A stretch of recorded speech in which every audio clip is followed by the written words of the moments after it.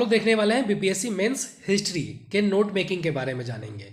और ये 67th BPSC mains के लिए भी एप्लीकेबल है और जितने भी आने वाले मेंस होंगे 68, 69 उन सब के लिए भी एप्लीकेबल है। खास करके नए स्टूडेंट के लिए जिनको नहीं पता है कि नोट्स कैसे बनाते हैं और उनके लिए जिनके पास गाइडेंस नहीं है उसके लिए ये वीडियो काफ़ी इन्फॉर्मेटिव होने वाली है। ठीक है, तो चलिए धैर्य रखिए और वीडियो को थोड़ा देखिए। मैं कंसाइज करने की कोशिश करूंगा वीडियो को जितनी छोटी मैं बना सकता हूं, क्योंकि लंबी वीडियो बनाने में मुझे भी बहुत ज़्यादा मेहनत लगती है। ठीक है, और मुझे भी पसंद नहीं है लंबी लंबी वीडियो, लेकिन काम की चीज़ों के लिए थोड़ा मेहनत तो करना ही पड़ेगा। तो जैसा कि मैंने जो बुक लिस्ट थी उसमें मैंने बताया था कि मोस्ट इंपॉर्टेंट बुक लिस्ट जो है मेंस के लिए वो क्या है, प्रीवियस ईयर क्वेश्चन पेपर्स, और वो केबीसी नैनो का भी आता है, अरिहंत में भी अवेलेबल है और इस तरह की मिलती है। ठीक है, तो ये मैंने बता दी थी आपको। नोट मेकिंग में देखते हैं। नोट मेकिंग जो सबसे पहला जो पार्ट होता है ना, देखिए आंसर आपका होता है इस तरह से। ठीक है, यहां पर आपका होता है इंट्रोडक्शन, ये होती है मेन बॉडी, कंक्लूजन। ठीक है, तो इंट्रोडक्शन जो होता है आपका वो आपको लिखना होता है, मेन बॉडी होती है और मेन बॉडी में आपका जो होता है वो डायग्राम भी बनाने पड़ते हैं। तो डायग्राम के बारे में भी हम चर्चा करेंगे कि किस तरह से डायग्राम बनाया जा सकता है। तो इंट्रोडक्शन होता है, मेन बॉडी होती है, वे फॉरवर्ड होती है, लेकिन वेयर एवर नेसेसरी, जहां पर जरूरत है वहां पर डालना है। जैसे कि पाल कला के बारे में पूछा गया तो भैया आपको अगर नहीं भी पूछा गया ना तो आप लिख दीजिएगा, या मौर्य आर्ट के मौर्य आर्ट के बारे में पूछा गया तो आपको नहीं भी पूछा गया है वे फॉरवर्ड के बारे में, तो वहां पर एक लाइन जरूर लिख देना है कि मौर्य आर्ट को डेवलप करने से या इसको जो है प्रमोट करने से जो है हमारे बिहार में जो पॉवर्टी है, अनएम्प्लॉयमेंट है, लोगों की जो आय है, इनकम है, वो सब सुधर सकती है और हमारा बिहार राज्य जो है उसकी भी जो पर कैपिटा इनकम हो सकती है वो इंक्रीज हो सकती है और हमारा बिहार भी जो है वो खुशहाल राज्यों की श्रेणी में आ सकता है। तो ये होता है वे फॉरवर्ड। कंक्लूजन में क्या लिखना है, अगर आप वे फॉरवर्ड अलग करके नहीं लिखते हैं तो जो मैंने बताई अभी आपको वही कंक्लूजन में लिख देना है। ठीक है, तो नोट मेकिंग में मेनली होता है इंट्रोडक्शन, मेन बॉडी, कंक्लूजन, तीन चीजें। देखिए इंट्रोडक्शन सबसे पहला होता है इंट्रोडक्शन। तो इंट्रोडक्शन जो होता है वो सब्जेक्ट वाइज चेंज करेगा। जैसे हिस्ट्री में इंट्रोडक्शन अलग टाइप से लिखा जाता है, पॉलिटी में अलग टाइप से, इकोनॉमिक्स में अलग टाइप से, ज्योग्राफी में अलग टाइप से, करंट अफेयर में अलग टाइप से। तो लेकिन अगर एज अ होल कहा जाए तो इंट्रोडक्शन कैसे लिखा जाता है, तो इंट्रोडक्शन लिखा जाता है कोई डाटा से, न्यूज़पेपर का कोई आर्टिकल आया है उसके बारे में, या मौर्य आर्ट के बारे में कोई आर्टिकल आया है, 1857 के बारे में कोई आर्टिकल आया है, तो उस तरह की आप चीजें इंट्रोडक्शन में डाल सकते हैं। ठीक है, तो मैंने क्या किया था ना कि देखिए मैं यहाँ पर एक ऑप्शन दिखा देता हूँ आपको कि संथाल अपराइजिंग यानी संथाल विद्रोह, मेरा अंग्रेजी था मीडियम, तो उसमें लिखा था मैंने, कार्ल मार्क्स की एक कोट मुझे मिल गई थी कि Santhal uprising was the first mass movement of India. तो ये कार्ल मार्क्स के द्वारा लिखा गया था, बहुत बड़े आदमी है ये लोग, है ना। तो इनका अगर कोट मैं इंट्रोडक्शन में यूज करता हूं तो मुझे काफी इफेक्टिव लगा था और हो सकता है मैंने आंसर राइटिंग में भी संथाल विद्रोह आया था तो यही लिखा था और इसी के कारण मेरा जो है वो आप समझ ही रहे हैं मैं बार बार अपनी बड़ाई क्या करूं। तो इंट्रोडक्शन में क्या करना है, हिस्ट्री के इंट्रोडक्शन में क्या करना है, always start with the statement of any famous scholars like that Karl Marx. ठीक है, आरसी मजुमदार बिरसा मुंडा में आते हैं, फिर जो है आपका 1857 में बीडी सावरकर आते हैं। तो इन सब का जो स्टेटमेंट है ना वो काफ़ी इंपॉर्टेंस रखता है और इन सब के स्टेटमेंट से अगर आप अपने हिस्ट्री के आंसर को स्टार्ट कर दें तो काफ़ी ज़्यादा इंपॉर्टेंस हो जाएगा। अब देखिए यहाँ पर हिंदी मीडियम वाले के लिए तो लिख सकते हैं ना, Santhal uprising was the first mass movement of India. इसमें क्या बड़ी चीज़ है, आप लिख सकते हैं कार्ल मार्क्स के अनुसार संथाल विद्रोह जो था वो प्रथम जन विद्रोह था भारत का, या भारत की स्वतंत्रता का प्रथम जन विद्रोह कहा जा सकता है कार्ल मार्क्स के अनुसार। तो इस तरह से चीज़ें आप लिख सकते हैं, है ना। तो इंग्लिश में पढ़ लीजिए, उसको हिंदी में ट्रांसलेट कर लीजिए, मैंने बता ही दिया, गूगल ट्रांसलेट का ऐप यूज़ कर सकते हैं, हिंदी में ट्रांसलेट कर लीजिए, डाल दीजिए उसको, कुछ कुछ चीज़ें आप खुद से भी रिसर्च कर सकते हैं। तो always start with the statement of any famous scholar. ठीक है, समझ गया स्कॉलर का क्या मतलब होता है। अब किसी चीज़ में स्कॉलर का नाम नहीं मिल रहा है तो क्या इंट्रोडक्शन स्टार्ट नहीं करेंगे, बिल्कुल करेंगे। तो वहाँ पर लिख दीजिए कि भैया जो है ऐसा है, तो वहाँ पर लिख दीजिए कि अगर आपको कार्ल मार्क्स का नाम भी हटा देते हैं ना तो कोई ज़्यादा फर्क नहीं पड़ेगा।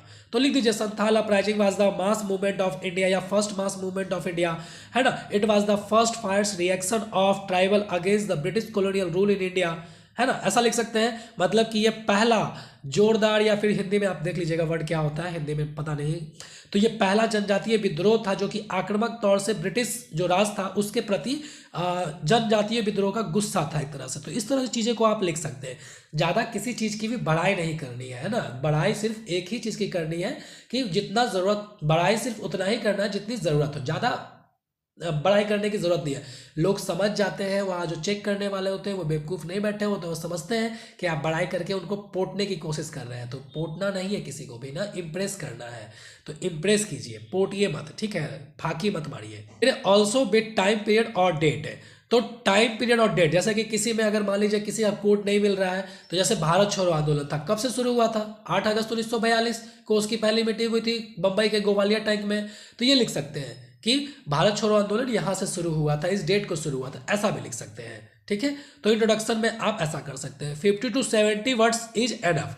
50 से 70 शब्द जो है वो काफ़ी है इंट्रोडक्शन के लिए। तो छोटा सा इंट्रोडक्शन आप ऐसा लिख सकते हैं। मान लीजिए कि इंट्रोडक्शन आपका बड़ा हो रहा है तो भी कोई दिक्कत नहीं है, मैंने बड़ा इंट्रोडक्शन में लिखा है अपने आंसर में, ठीक है, तो दिक्कत नहीं है। लेकिन 50 से 70 वर्ड, लेकिन 50 से 70 वर्ड जो है वो ठीक है। अगर आपको बड़ी चीज़ें ही लिखनी है तो देखिए यहाँ पर मैंने क्या दिया है कि बड़ी चीज़ों को ही थोड़ा सा छोटा कर दिया है। क्या किया है? बड़ी चीज़ों को ही थोड़ा सा छोटा कर दिया। क्या किया है कि यहाँ पर पहले मैंने कुछ लिखा और उसके बाद ब्रेक कर दिया है ना, ब्रेक करके आपको जो है यहाँ पर मैंने अलग से फिर पैराग्राफ स्टार्ट किया। तो इससे और चीज़ों को अंडरलाइन भी कर दिया है मैंने इंट्रोडक्शन वाले पार्ट में।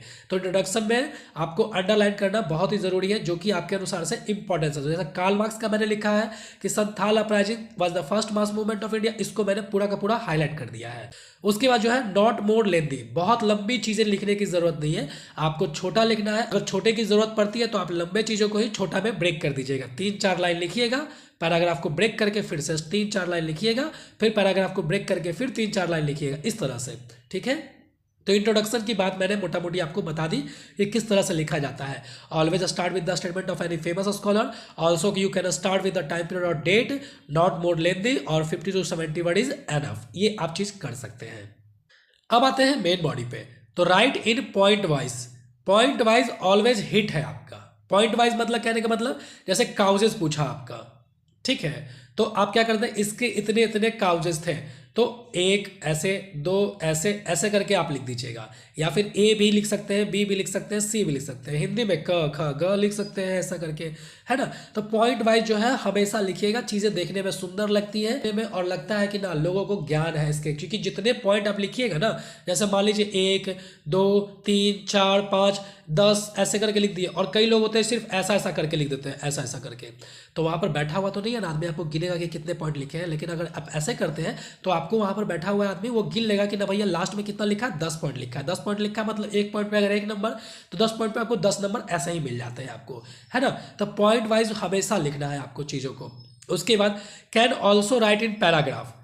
तो कहीं पर आपको अगर पॉइंट वाइज समझ में नहीं आ रहा कि पॉइंट वाइज कैसे लिखे, तो ज़रूरत नहीं है पॉइंट वाइज लिखने की, आप पैराग्राफ में लिखिए, लेकिन बट ब्रेक पैराग्राफ आफ्टर 2 और 4 लाइन्स, जैसा कि मैंने पहले बता दिया। पैराग्राफ लिखिए, 4 लाइन लिखिए, उसके बाद ब्रेक कर दीजिए, फिर पैराग्राफ लिखिए, फिर, तो ये भी एक तरह से पॉइंट वाइज ही हो जाता है। और इसमें आप ऐसा कर सकते हैं या नंबरिंग दे सकते हैं, तो हो गया पॉइंट वाइज। तो पैराग्राफ को पॉइंट वाइज में कैसे कन्वर्ट करते हैं आपको मैंने बता दिया, मैंने यही ट्रिक अपनाई थी। यूज डायग्राम और मैप। डायग्राम मतलब क्या होता है? डायग्राम मतलब कुछ नहीं होता है, काउजेस आपको बताया है ना भाई, काउजेस बताया ना कि ये काउजेस, ये काउजेस, ये काउजेस, ये काउजेस। तो डायग्राम में क्या करना है कि आपको पहले एक पॉइंट बता देना है ऐसे करके, ठीक है, और ऐसा ऐसा ऐसा ऐसा ऐसा, तो उसी का काउजेस आप यहाँ लिख दीजिए, ऐसा लिख दीजिए, इसे लिख दीजिए, ऐसा लिख दीजिए, और उसके बाद जो है इसको इलोबरेट कर दीजिए उसको पूरा का पूरा इस तरह से। नहीं समझे? देखिए डायग्राम का मतलब क्या होता है, ऐसे लिख दिए, गोल बना दिए, यहाँ पर लिख दिए काउजेस, ठीक है, और यहाँ से ऐसे करके इसको निकाल दिए छतरी इस तरह से, और इसके टांग को निकाल दिए इस तरह से, और यहाँ पर जो है अपना पॉइंट वाइज हल्के हल्के शब्दों में लिख दिए, तो चीज़ें देखने में अच्छी लगती है। और फिर उसको जो है इलोबरेट कर दिए, 1 2 3 4 5 6 7 8 करके इलोबरेट कर दिए। तो इस तरह से डायग्राम बना सकते हैं। डायग्राम आप इस तरह से भी यूज कर सकते हैं, ठीक है, डायग्राम आप इस तरह से भी यूज कर सकते हैं, मतलब सिंपल सा मतलब हुआ। डायग्राम आप ऐसे ऐसे भी यूज कर सकते हैं भैया, ऐसे करके भी यूज कर सकते हैं कि काउजेस इधर लिख दिए, और ऐसे ऐसे भी कर सकते हैं, तो डायग्राम यही कहलाता है, ठीक है। मैप, अब मान लीजिए जैसे पटना कलम लिख रहे हैं, तो पटना कलम में कोई डायग्राम का गुंजाइश ही नहीं है, तो वहाँ पर क्या कर सकते हैं आप, पटना कलम में क्या कर दिए, बिहार का मैप बना दिया। सीख लीजिएगा कैसे ओवरऑल बिहार का मैप बनाते हैं, और इस तरह से जो है बिहार का मैप बना करके रख दिए, ठीक है। तो मैंने कितना जल्दी, एग्जैक्ट फिगर नहीं है, रफ फिगर ही है, तो मैंने बना दिया बिहार का मैप फटाफट, है ना। तो इस तरह से आप रफ फिगर बना करके, पटना क्लब का मेन सेंटर जो था वो पटना था, यहाँ पर मैंने दिखा दिया कि यहाँ पर पटना है, ये गंगा नदी है, पटना था, यहाँ पर दे दिए। फिर जो था कि वो मुर्शिदाबाद से आए थे, तो मुर्शिदाबाद किधर पड़ता है, यहाँ पर बंगाल में पड़ता है, यहाँ से दिखा दिए कि ऐसा करके मुर्शिदाबाद से पटना में आए थे, पटना के आसपास में आरा में कुछ रुके थे, कुछ जो है दानापुर में रखे थे, कुछ दरभंगा चले गए थे। तो इस तरह से चीज़ों को हमने दिखा दिया उसमें। तो यही हो गया मैप। फिर जो है इंडिया का अगर दिखाना है तो इंडिया का मैप भी आप बनाना सीख जाइएगा, ठीक है। ऐसे ऐसे करके बना देना है मैप को, एग्जैक्ट फिगर नहीं बनाना है, ठीक है। ये मैंने बहुत गंदा बनाया, लेकिन आपको एग्जैक्ट फिगर नहीं बनाना है। मैप बना करके उसमें आपको दिखा देना है लोकेशन। जैसे पटना क्लब में कौन कौन सी चीज़ें थी, मुर्शिदाबाद थी, कहाँ आता है, बंगाल में आता है। कुछ लोग राजस्थान भाग गए थे, कुछ लोग यूपी भाग गए थे, कुछ लोग वाराणसी भाग गए थे, कुछ लोग जो है साउथ में चले गए थे, और कुछ लोग कश्मीर चले गए थे, कुछ लोग पटना चले आए थे।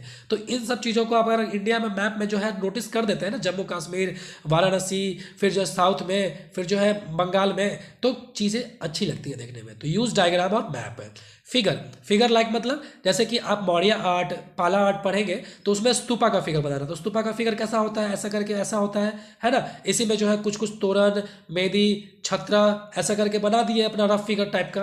वो आप देख लीजिएगा, इंटरनेट पे बहुत सारे नोट्स अवेलेबल हैं, मैं दिखा भी दूंगा आपको। तो उस तरह से आप देख लीजिएगा, और फिगर भी बना सकते हैं स्तूपा का, टेम्पल का। अब पटना क्लब में जैसे है, तो पटना क्लब का थोड़ा सा बताते हैं हम लोग कि उसमें जो था कि पीछे में बैकग्राउंड नहीं होता, तो ऐसे कर दिए, यहाँ पर लिख दिए वाइट बैकग्राउंड, और यहाँ पर जो है एक आदमी का फिगर बना दिए कि भैया ये लोहार था, ये ऐसे करके फिगर बना दिए इस तरह से, है ना। लिखना ज़रूरी है, फिगर बना दीजिए, वहाँ पर लिख दीजिए कि ये था ब्लैक स्मिथ था, और ये जो है क्या कर रहा है, और ये वाइट बैकग्राउंड है। यही इसका सिंप्लिसिटी जो था, इसका मेन फीचर था।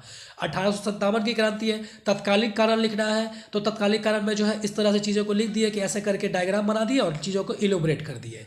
वीर कुंवर सिंह का जो है योगदान था, तो वीर कुंवर सिंह कहाँ गए थे, पटना में थे, मतलब पहले आरा में थे, जगदीशपुर में।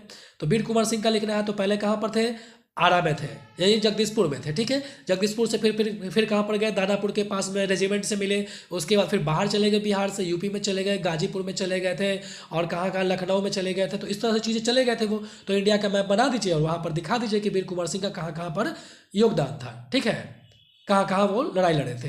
तो इस तरह की चीज़ें आप कर सकते हैं। तो फिगर डायग्राम का यूज कीजिएगा, अपनी क्रिएटिविटी दिखाइएगा। किसी दूसरे के नोट्स में या कोचिंग मटेरियल में ये चीज़ें आपको नहीं मिलेगी, क्योंकि उन लोगों को उतना क्रिएटिविटी नहीं बोलना चाहिए, ठीक है।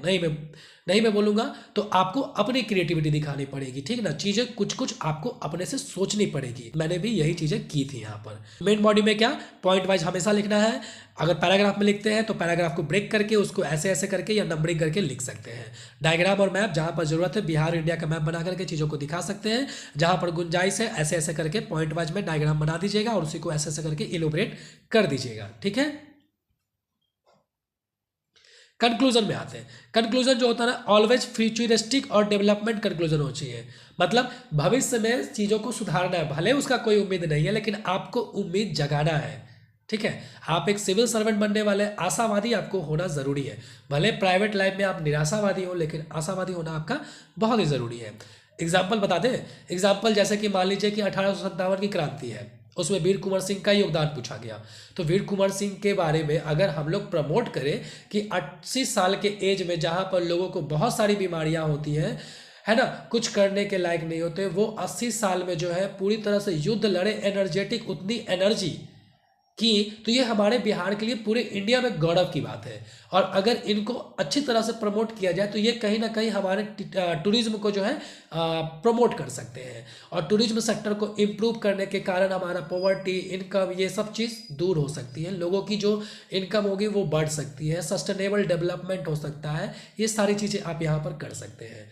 एक और एग्जाम्पल देता हूँ मैंने, पाला आर्ट का क्वेश्चन आया था। पाला आर्ट क्या है आपका, बुद्धिज्म पे बेस्ड है, हिंदुइज्म में भी है लेकिन मेनली बुद्धिज्म पे बेस्ड है। तो बुद्धिज्म के कारण जो है तो बुद्धिज्म के कारण ही हमारे बिहार में जो भी टूरिज्म है वो होते हैं, जैसे कि राजगीर है, जैसे कि बोध गया है, जैसे कि आपका वैशाली है, है ना, रामपुरवा है, लौरिया है, नंदनगढ़ है, अरेराज है, ये सब सब जो है मेनली बुद्धिज्म से ही डिपेंडेंट है ना। तो अगर जो है इस तरह की चीज़ें अगर बिहार सरकार प्रमोट करती है, जो कि कर रही है, तो इससे जो है आपका टूरिज्म बढ़ेगा, टूरिज्म बढ़ने के कारण एम्प्लॉयमेंट बढ़ेगा, पॉवर्टी बढ़ेगा, सस्टेनेबल डेवलपमेंट गोल्स होगा।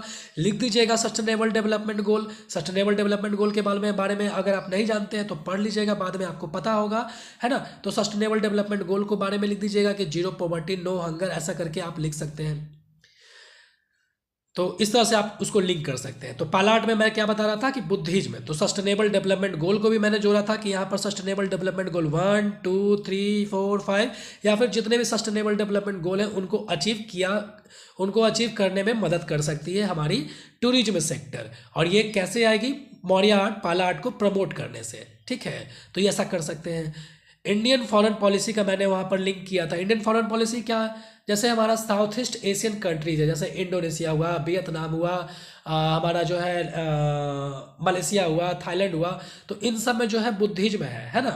और हमारी बिहार जो है हमारा बिहार जो है वो बुद्धिज्म का जननी केंद्र है। तो इस तरह से हमारा बिहार जो है इंडियन फॉरेन पॉलिसी में उन लोगों से, उन देशों के साथ में कनेक्ट करने में महत्वपूर्ण भूमिका बरसों से निभाता आया है और आगे भी निभाता रहेगा। एक्ट ईस्ट पॉलिसी में ये एक इम्पॉर्टेंट पिलर है। बुद्धिज्म सर्किट बना रही है, तो टूरिज्म बढ़ाने में, पूरे इंडिया के ग्रोथ में हमारा बिहार का कंट्रीब्यूशन हो सकता है। तो इस तरह से चीज़ें आप लिख सकते हैं, ठीक है, लिंक करके आप लिख सकते हैं। तो नोट मेकिंग में बेसिकली यही